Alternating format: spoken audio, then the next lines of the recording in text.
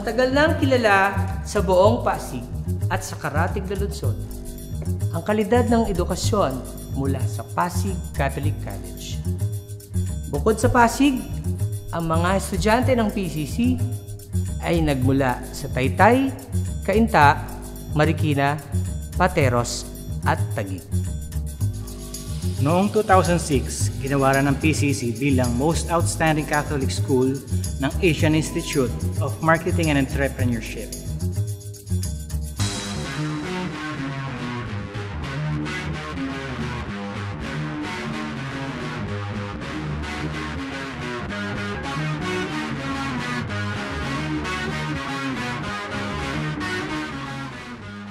Ang PCC ay kilala bilang isa sa mga institusyon ng edukasyon sa Pasig.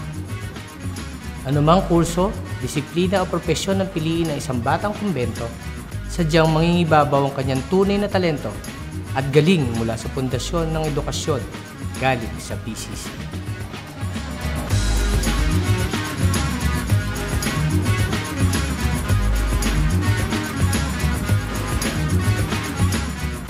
Mula sa mga kwarto ng kumbento sa tabi ng simbahan ng Pasig, malaki na ang pinagbago ng PCC.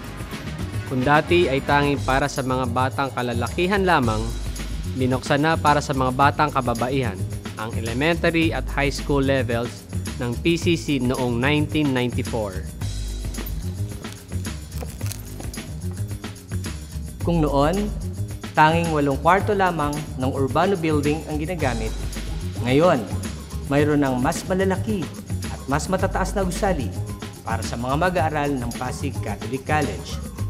Magkakaroon na rin ng ikalawang campus ng PCC sa may C. Raymond Avenue para sa mga college students.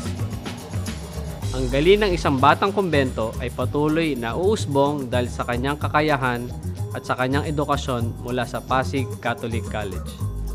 Ako po si Arnel Condition, for Galileo. Ako po si Reman Fronda, for Newton, Ako po si Arnold Patricio, for Galileo, ng klase 90. ng klase 90. Klase 90.